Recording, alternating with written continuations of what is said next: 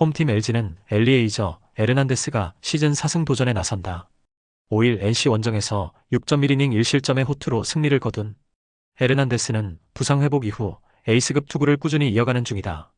게다가 홈 강점은 확실한 투수이기 때문에 최근의 호투를 이어갈 가능성은 높아 보인다. 원정팀 SSG는 미치 화이트가 시즌 5승에 도전한다. 5일 삼성과 홈 경기에서 6이닝 1실점의 호투를 하고도 타선의 부진으로 패배를 당한 화이트는 투구 내용만큼은 에이스의 그것을 이어가고 있는 중이다. LG 상대로 5월 23일 홈에서 6이닝 2실점 패배를 당했는데 이번 경기는 이를 갚아줄 수 있는 찬스일지도 모른다. 전날 경기는 손주영의 부진이 승부를 갈랐다고 해도 과언이 아니다. 즉, 이번 경기는 선발이 어떤 모습을 보여주느냐에 따라 많은 게 변할 수 있다는 이야기. 에르난데스와 화이트의 투구를 고려한다면 6회까지는 막상막하의 가능성이 매우 높은 편. 결국 후반이 관건인데 최근 불펜의 안정감은 누가 뭐라고 해도 SSG가 더 좋다는 걸 부인할 수 없고 이 점이 결국 승부를 가를 것이다. 후반에 강한 SSG가 승리를 가져갈 것이다. 홈팀 KT는 엠마누엘 대 헤이수스가 시즌 6승 도전에 나선다. 5일 하나 원정에서 7이닝 2안타 무실점의 호투로 승리를 거둔 헤이수스는 최근 2경기 연속 7이닝 무실점의 호조를 이어가는 중이다. 이미 롯데 원정에서 7이닝 무실점 승리를 거두기도 했고 지금의 헤이수스라면 충분히 쾌투의 페이스를 이어갈 수 있을 것이다. 원정팀 롯데는 터커 데이비슨과 시즌 7승에 도전한다. 5일 키움과 홈 경기에서 3.2이닝 9실점이라는 최악의 투구로 패배를 당한 데이비스는 공이 계속 몰리는 문제를 노출한 바 있다.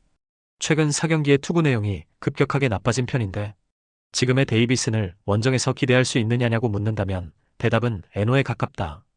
오원석은 자신의 몫을 해냈고 박세웅은 와장창 무너져버렸다. 이는 이번 경기에도 악영향을 미칠 수 있는 부분.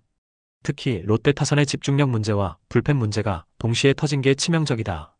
현재의 헤이수스는 정말로 좋을 때의 헤이수스고 데이비슨의 투구는 크게 흔들리고 있는 중 1차전의 재판이 될 가능성도 이젠 배제할 수 없다. 선발에서 앞선 KT가 승리를 가져갈 것이다. 홈팀 KIA는 김도현이 시즌 3승 도전에 나선다. 5일 두산 원정에서 7이닝 1실점의 호투를 하고도 타선의 부진으로 승리를 거두지 못했던 김도현은 좋을 때 운이 따르지 않는 모습이 이어지는 중이다.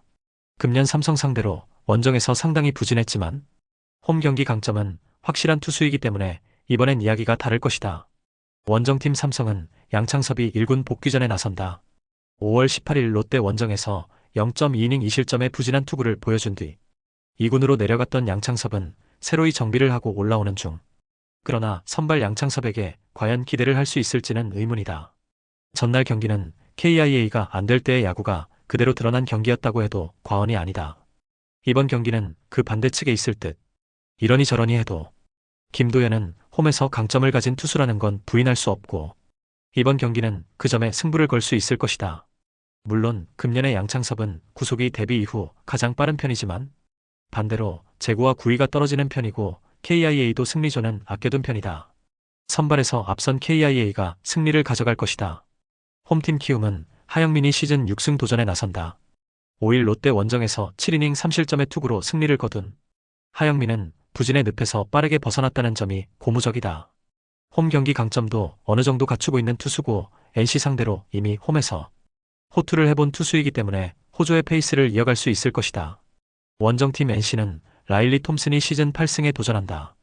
5일 LG와 홈 경기에서 5.2이닝 3실점의 투구로 패배를 당한 톰슨은 최근 2경기의 투구 내용이 나빠진 편이다. 특히 야간 경기에서 서서히 흔들린다는 점이 불안 요소인데 키움 상대로 홈에서 강하고 원정에서 약했다는 점이 최대의 변수가 될 수 있다. 서로 무승부로 1차전을 마무리 짓긴 했지만 실질적으로 이득을 본 건 역시 키움이라고 할 수 있을 듯. 김연아 카드로 막상 막하의 결과를 만들어냈다는 점은 크다. 일단 지금의 하영민이라면 충분히 QS 이상을 기대할 수 있을 듯. 결국 라일리가 얼마나 던져주느냐가 관건인데 최근에 라일리는 조금씩 투구 패턴이 공략당하고 있고 키움에는 강속구에 강한 좌타자들이 많다. 상성에서 앞선 키움이 승리를 가져갈 것이다. 홈팀 한화는 조동욱이 시즌 첫 선발 마운드에 오른다.